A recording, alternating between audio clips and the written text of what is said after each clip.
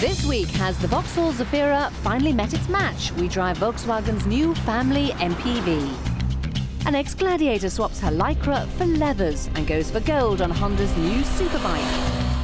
And as used luxury car prices hit rock bottom, we pick out the ones with the most flash for your cash.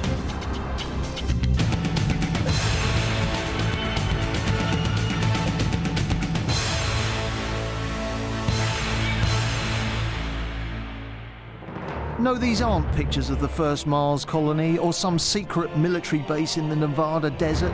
Actually, we're just a 30-minute drive from the centre of London at the massive futuristic complex that is the Bluewater Shopping Centre. Now, if you're anything like me, a visit here could mean sitting in a coffee shop for a couple of hours as the other half sends the credit card into meltdown. But there is a more exciting way to while away an hour or so in this former quarry. I've been off-roading all over the world, from, Mongolia to northern Thailand to Argentina. Right. This is almost as remote as some of those places, and yet we're only 20 miles from London. On the edge of Bluewater, 200 feet up the side of a cliff face, Land Rover has built an off-road course which is open to the public. For safety reasons, you can't get behind the wheel, but for a tenner, they'll chauffeur you around. 500 applicants for the jobs here, only 8 of you taken on, so you That's right, yeah. obviously pretty special behind the wheel. What's your background then, Amanda? Well, mainly I'm equestrian background. I've got horses and the Land Rover is part of my lifestyle. Another reason I ask is that I vaguely recognise you from somewhere. I'm not quite sure where. Well, it's funny you should say that because I was a police officer and your face looks very familiar to me as well. I think we better just skim over that bit. Can we edit that one out? Back to the driving. This man-made course is packed full of 4x4 obstacles that are designed to test the vehicle and sometimes the passenger. Now this feels like it's going to topple over. I also feel like every organ in my body has sort of shifted to the other side. That's right, yeah. You really have got to consider your weight distribution. What about if you've got very fat friends, as I have, with large beer bellies? I mean, quite seriously. You do have to take into consideration. Interesting. Good excuse for me not to give them a lift in future. That's right. Now, having your inners rearranged is a doddle compared to this next obstacle we're about to go down. It's the steepest man-made slope in Europe, a 1-in-1 descent. I just check you've not got any heart disorders. Well, it's been broken. Are you insured? It's been broken a few times, the old heart. Oh well, I know that feeling. Oh my God. Oh my God. Did you say you didn't have any heart conditions? Oh yeah. Well, you might do afterwards. I've got a condition somewhere else at the moment if I'm not careful. So we do actually carry toilet paper and sink bags in. Oh dear. Oh my goodness. Land Rover's cunning hill descent control really does the business on this killer slope. Incidentally, this device works so well that the company's former owner, BMW, cheekily nicked the idea and fitted it to their X5. You okay? Yeah. If, like me, at this point you feel a little hot under the collar and stressed out, then don't look in the mirror. I think we're about to have the rear axle ripped off. It's amazing the stress that must be going into that.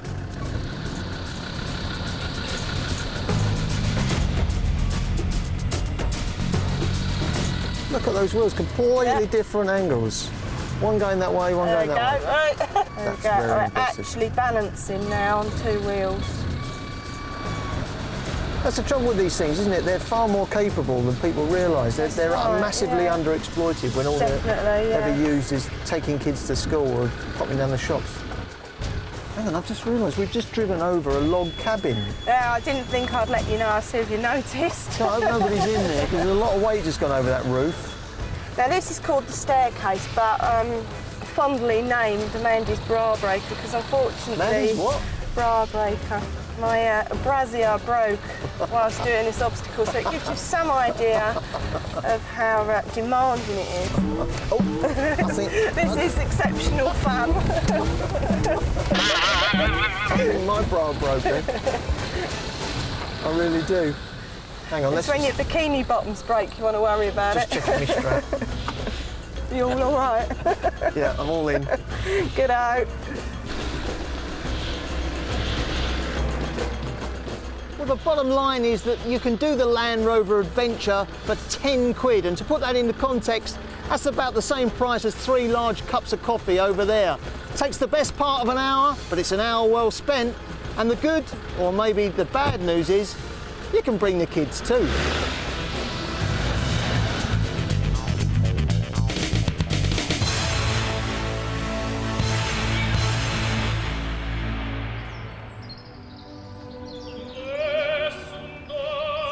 £40,000.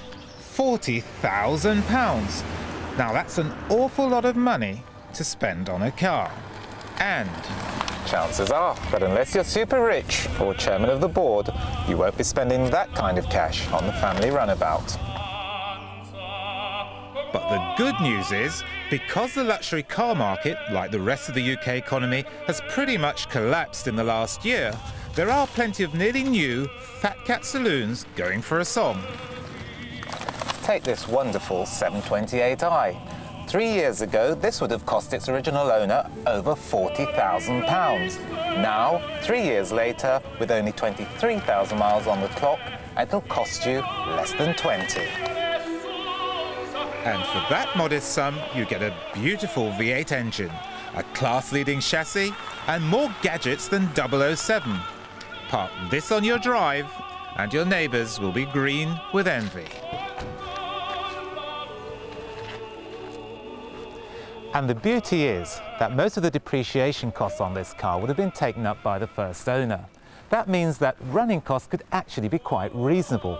But maybe you don't fancy a BMW. Maybe you might like to try something like this, the Audi A8. Now this is a true motoring masterpiece. Aluminium chassis, full-time four-wheel drive, more power than you could ever use. It's the sort of car you could drive to Australia and back and get out as fresh as when you started. And again, in a couple of years' time, this car could cost you as little as £15,000. What car could offer you more?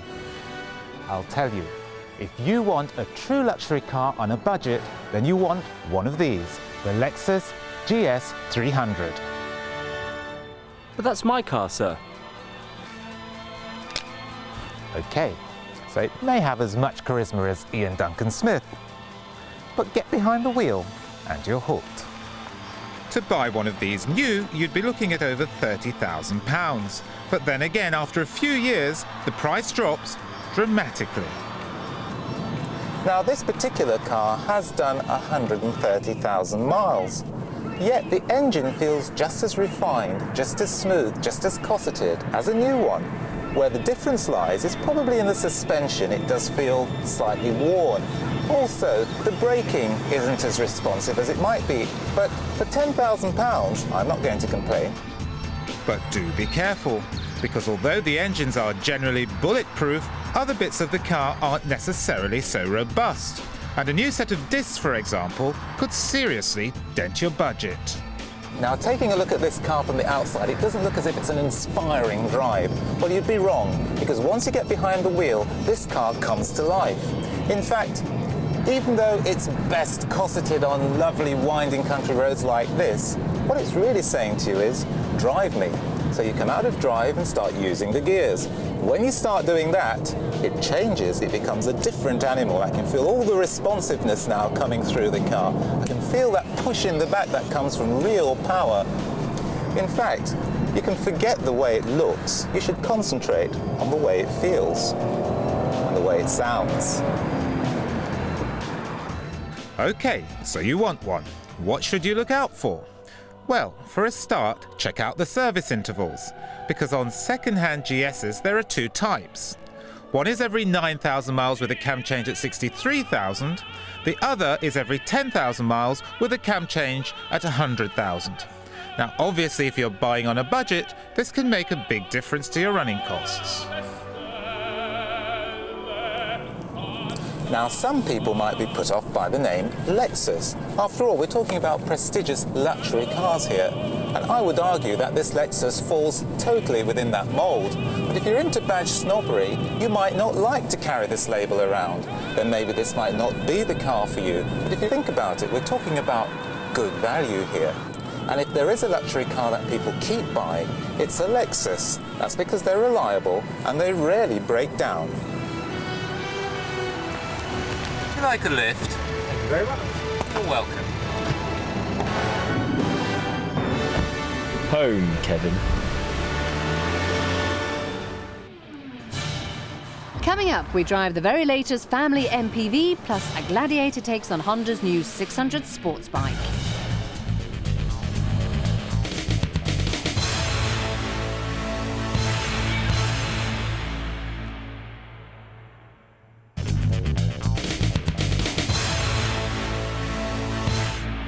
When is a car not a car? When it's a Touran? Well, as riddles go, it's not a terribly good one. But take a look at this. From the side, from the back, and even from the front, there's no clue as to what this car's for and who made it. But the people who created this are actually no strangers to designing popular family cars. Yes, of course, it's Volkswagen, and they claim that this all-new Touran will become a big hit with mums and dads looking for a compact 7-seat family hold-all. The trouble is, you've got the Scenic, you've got the Zafira, you've got the Picasso. They're all there, done that, bought the T-shirt, and the problem is VW are joining this party so much later than everyone else. They say that the long wait has been worth it and that they've had time to learn from the opposition. So, does the Touran have what it takes? As you'd expect with VW, the quality is brilliant. There are no rattles, there are no squeaks, and it's certainly not cheap inside, and it's certainly not uncomfortable. Now, no one does diesels better than VW. And this model we're driving, the 2-litre TDI, it's a brand new engine and it's got 136 brake horsepower and plenty of torque. And rather than 0 to 60s or top speeds, that's why family buyers should go for this engine, because it gives the Touran effortless pulling power. Plus, all the diesels in this new range satisfy the stricter EU emissions tests, which means if you're a company car driver, you'll escape that 3% surcharge on your tax bill. There's a new Golf coming out in the autumn, and the chassis of this car is going to be used as the basis of that. And we've been driving on some pretty grotty roads here in Spain, and it's performed beautifully. The Touran has an almost miraculous ability to soak up bumps, making for a very smooth ride. There's also very little body roll, which means the kids will be less likely to turn that pale shade of green. Around town, the car feels light and nimble with really excellent visibility. And if you do need to stop in a hurry, the car's sophisticated braking system does it all without fuss.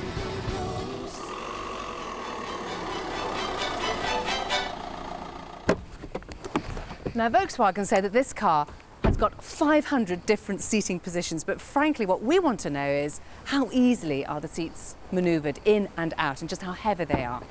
And it's amazing how quickly, when it rains, you get the seats out. So this one goes first here, red strap up, out it snaps. These two go here, out it goes. Oh, heavy, yeah, but possible. And of course, importantly, you want to make sure that the rear two seats, like the Zafira, fell flat. Well, that couldn't be easier. However, they are an optional extra. So if you did want the extra two seats, unlike the Zafira, you're going to have to pay extra for them, and that'll set you back £500. But with all the seats removed, the Touran really comes into its own as a load lugger. Just one thing though, wouldn't it have been nice if those middle seats could have disappeared under the floor as well? Elsewhere in the car, you've got plenty of clever storage compartments, plus one of the most coolly functional interiors in the business, all finished in some really high-quality materials. But still, I feel there's something missing from this car. Maybe it's something to do with that name, Touran. Touring van? What is bizarre about this car is that they call it a business van. Now, how can you call a car a business van that's aimed at families? Their own research tells them that over 70% of people who are going to buy this car are going to have children. So business van seems to be the most curious way to talk about a car. And that's the real problem. Volkswagen always had a reputation for building people's cars, but these days they're pitching themselves ever further upmarket, and the prices reflect that. A base model petrol 1.6 will sell for around £14,500. But with a bit of haggling, a Fiat Multipla can be had for around 11 grand, a Citroën Picasso for even less, and both have bags more character. If your partner has that annoying habit of naming their car after something or someone, then let me tell you, they're really going to struggle with this one, because it's got no personality. The Touran is almost willfully bland. OK, so this charcoal paint job makes it look like an airport courtesy car, but even in brighter, lighter colours, it doesn't exactly turn heads.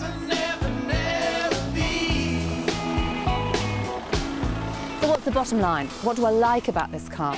I like the build quality, I like the ride, and I like the strong engines. But when you're as late to the party as Volkswagen are with this car, you have to make a splash. And the biggest impact this car is going to have is in terms of price, because this top-of-the-range model is £21,000. Now, that's an awful lot of money for a car with so little personality.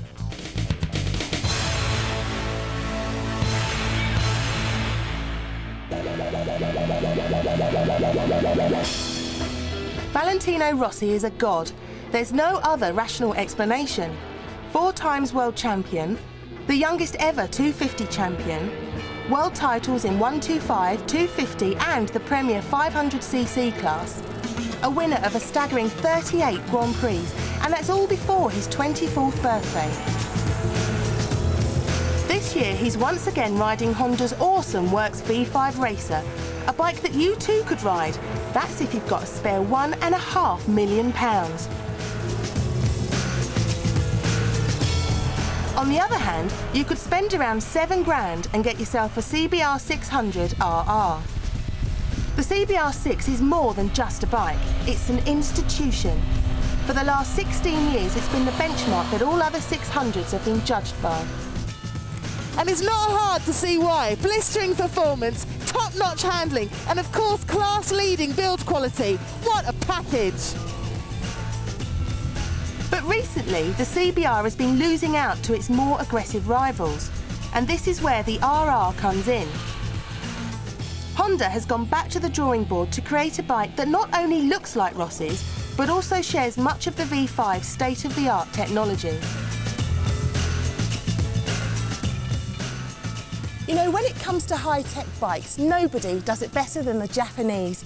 The Italians make prettier bikes, the British make bikes with more character, and the Americans make bikes with more, chrome?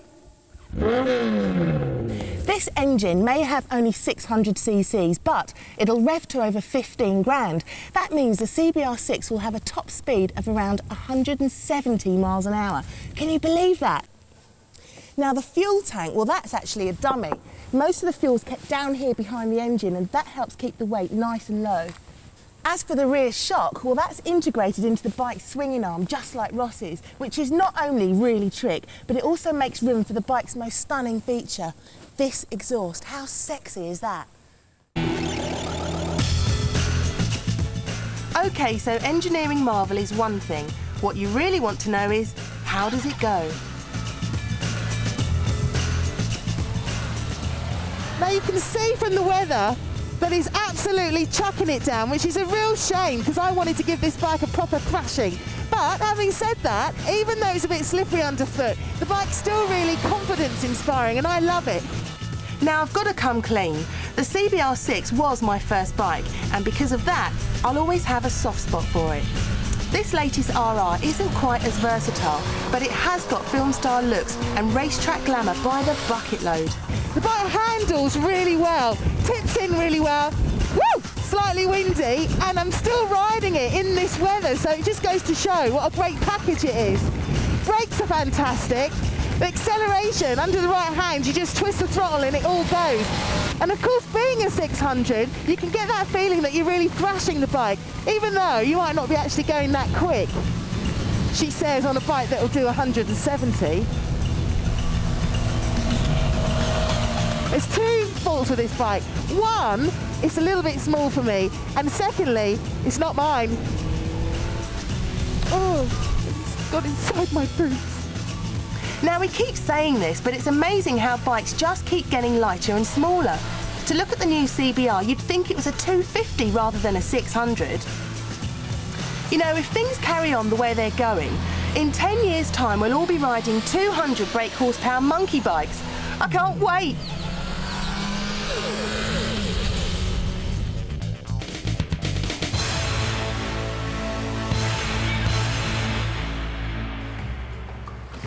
Every year, over a few days in June, car enthusiasts gather at the Donington Grand Prix circuit near Derby for a motor show that's the biggest of its kind anywhere in the world. The visitors here are so important to the car industry that the manufacturers bring all their latest models for them to try out on one of the world's best-known racetracks. So who are they? Well, collectively, this group of people make up one of the largest sectors of private sales. They are all disabled motorists, and the Mobility Roadshow gives them the chance to meet others, share ideas, as well as try out the cars. This is a one-stop shop. There's everything here. There's every sort of vehicle. When you think of the practicality of people who've got mobility problems, going to different showrooms all over the place, you're going in and out, and they've got to get in of the vehicle, out of the vehicle, then they've got to try the vehicle. Well, here they just get out of their car and go around and try every vehicle. But many of the people who attend the show do so to show others that as long as you've got the spare cash, there's no limit to what you can drive. I ended up in a wheelchair about 4 years ago as a result of a motorcycle accident. So we're here today at the roadshow here, and this is my new means of transport, which is, it's not quite a bike, but it's very much my bike, you know. Essentially, it's a standard Porsche 911 with the option of Tiptronic gearbox, so a fully automatic gearbox there with buttons on the steering wheel so you can change gear if you want to. To me, it's my little gift from heaven. It's absolutely, it puts a smile on my face every time I sit in it, so no matter what sort of day you have, it's a good day or a bad day when I jump in this, it's awesome. Other people have different ideas of their dream machine. After Gemma Trotter lost her left leg in a motorway accident, her dad helped her to modify her hot rod so that she could still compete in oval track racing. I think having a disability, it makes you more aware of that life is too short and you've got to do things with your life.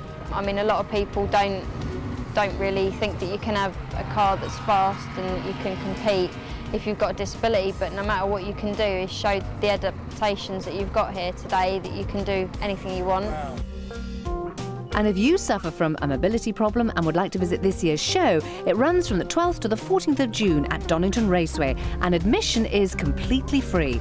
More information can be found on the Just Mobility website.